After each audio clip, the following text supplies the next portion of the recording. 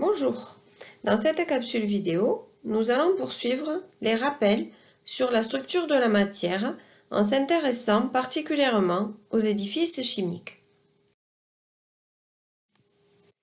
Vous y trouverez donc des connaissances sur les édifices chimiques, mais aussi sur l'aspect énergétique et enfin sur les structures cristallines, métalliques ou ioniques. Je vous mets aussi à titre indicatif quelques mots-clés que vous pourrez retrouver dans ce diaporama. Les espèces chimiques sont au final toutes issues du tableau périodique et elles peuvent être sous forme d'atomes ou sous forme d'ions, mais elles peuvent aussi former des associations entre elles. Avant de développer quelques modèles que nous utilisons en chimie, il nous faut encore une autre règle pour comprendre. C'est la règle de l'octet ou du duet. Au cours de leur transformation chimique, les atomes évoluent de manière à acquérir une structure électronique plus stable à 8 électrons sur la couche externe ou, pour les premiers éléments de la classification, 2 électrons sur la couche externe. Leur couche externe est alors la même que celle du gaz noble le plus proche. À partir du moment où il y a une sous-couche D disponible, ça devient plus compliqué.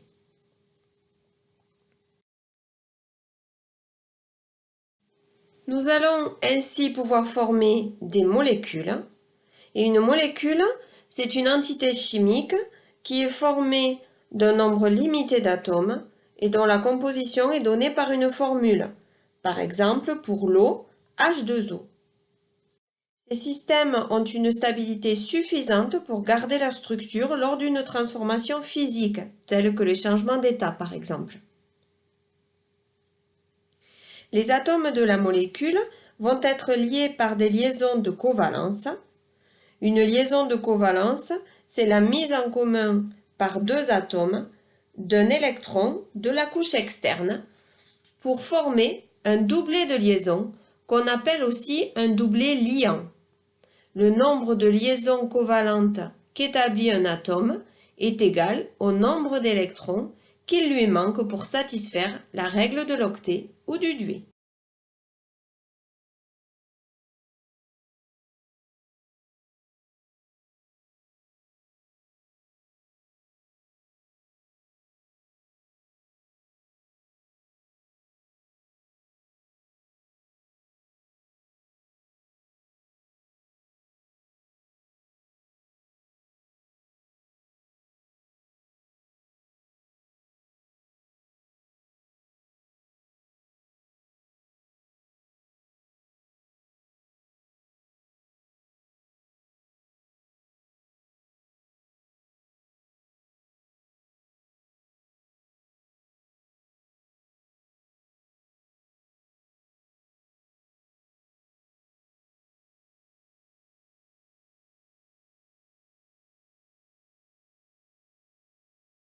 Pour représenter ces molécules, nous allons utiliser un modèle qui s'appelle la représentation de Lewis.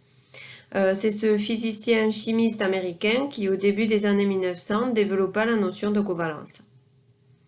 La représentation de Lewis d'une molécule fait figurer les doublets liants entre les atomes, c'est-à-dire les liaisons covalentes sous forme de tirets entre les symboles des atomes. On fait apparaître aussi les doublets non liants, s'il y en a bien sûr, par des tirets autour du symbole de l'atome correspondant. Dans cette représentation, le symbole de l'élément représente le noyau, mais aussi les électrons internes de l'atome. La méthode d'établissement de la formule de Lewis d'une molécule est assez simple. On commence par écrire le nom et la formule de la molécule. Ensuite, on détermine le nombre d'électrons externes de chaque atome. Puis on en déduit le nombre de doublets liants. Ensuite, on calcule le nombre total d'électrons dans la molécule et du coup, par différence, on en déduit le nombre de doublets non liants. Il reste ensuite à appliquer la règle du duet ou de l'octet pour répartir les doublets. et ça marche aussi pour les ions. Prenons l'exemple du chlorure d'hydrogène. Alors le chlore de numéro atomique 17 a 7 électrons sur la couche externe. L'hydrogène, lui, Z égale 1, donc un seul électron sur la couche externe, ce qui nous donne un doublet liant entre ces deux atomes. On a donc au total 8 électrons, donc 4 doublets, dont un liant, ce qui nous laisse 3 doublets non liants sur le chlore, d'où la formule du chlorure d'hydrogène, ou plutôt la représentation de Lewis du chlorure d'hydrogène. Mais la représentation de Lewis ne donne pas la géométrie d'une molécule. Si on s'intéresse à cette géométrie, on va utiliser par exemple la méthode VSEPR, un acronyme de l'anglais Valence Shell Electron Pair Repulsion. C'est une méthode qui est basée sur le principe électrostatique de répulsion des paires d'électrons qui sont répartis autour du noyau. Elle va s'appliquer aux molécules et aux ions qui ont un nombre pair d'électrons et qui comportent un atome central qui est lié aux autres atomes par des liaisons de covalence qui sont simples, doubles ou triples. Si on utilise la formule AX indice N, E indice P pour décrire l'entité chimique, le A va désigner l'atome central, X désigne les atomes liés et N le nombre de ces atomes liés. Quant à E, il désigne les doublets non liants sur l'atome central et P le nombre de ces doublets. La géométrie de l'édifice sera celle pour laquelle les répulsions électroniques sont minimales, c'est-à-dire quand les distances mutuelles entre les doublets électroniques sont maximales. Un doublet non liant est plus volumineux qu'un doublet liant. C'est quelque chose qu'il faut savoir pour envisager la géométrie. Les liaisons multiples sont assimilées à des liaisons simples, mais qui sont plus volumineuses que les liaisons simples. Voici dans le tableau suivant un récapitulatif des géométries les plus simples. Mettez la vidéo en pause et repérez par exemple la géométrie de la molécule d'eau.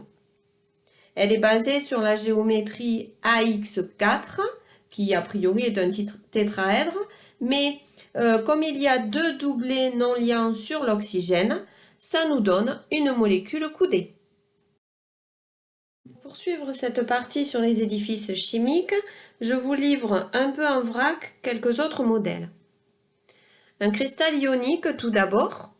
C'est un solide électriquement neutre qui est constitué d'anions et de cations qui sont régulièrement disposés dans l'espace. La formule du cristal est une formule statistique qui rend compte de la nature et de la proportion des ions.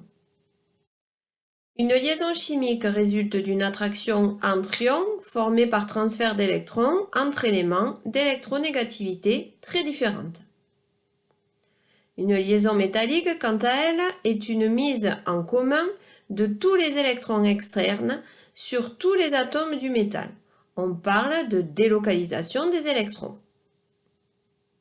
Pour finir, deux interactions faibles. La liaison de Van der Waals de nature électrostatique entre les molécules dans les états condensés, les liquides ou les solides, et la liaison hydrogène que l'on trouve par exemple dans l'eau, qui est due à des liaisons fortement polarisées. Intéressons-nous maintenant à l'aspect énergétique. L'énergie électronique d'un atome, c'est la somme des énergies des différents électrons. Elle est quantifiée. L'état de plus basse énergie, c'est l'état fondamental, et les états d'énergie supérieure sont dits excités. L'énergie de liaison d'une liaison AB, c'est l'énergie qu'il faut fournir pour dissocier une mole de molécule AB à l'état gazeux pour obtenir ses constituants à l'état gazeux. L'énergie de cohésion intramoléculaire, c'est l'énergie qu'il faut fournir à une mole de molécules prises à l'état gazeux pour les dissocier en leurs atomes constitutifs, toujours à l'état gazeux. Elle est la somme des énergies moyennes de liaison de toutes les liaisons de cette molécule. L'énergie molaire de cohésion d'un solide ou d'un liquide est cette fois-ci l'énergie qu'il faut fournir à une mole de molécules qui le constituent pour les faire passer à l'état gazeux, autrement dit, celle d'un changement d'état. Grâce aux ordres de grandeur, vous pouvez constater que l'énergie de cohésion intramoléculaire va être beaucoup plus grande que l'énergie molaire de cohésion d'un solide ou d'un liquide. Nous terminons ce diaporama par quelques modèles de cristallographie. Un cristal est un solide qui est constitué d'atomes, un métal par exemple, d'ions ou de molécules ordonnées dans un réseau périodique. On peut repérer dans ce cristal le motif, qui est la plus petite entité chimique qui permet de reconstituer le cristal par reproduction d'un grand nombre de ces motifs. Ce motif peut être un atome, une combinaison d'atomes, un groupe d'ions, une molécule ou encore un groupe de molécules. Du point de vue géométrique, on définit aussi la maille d'un cristal, qui est le plus petit volume, le parallélépipède, qui concentre toutes les propriétés du cristal, qu'elles soient physiques, chimiques ou géométriques. On peut voir ici quelques-unes des propriétés géométriques, justement.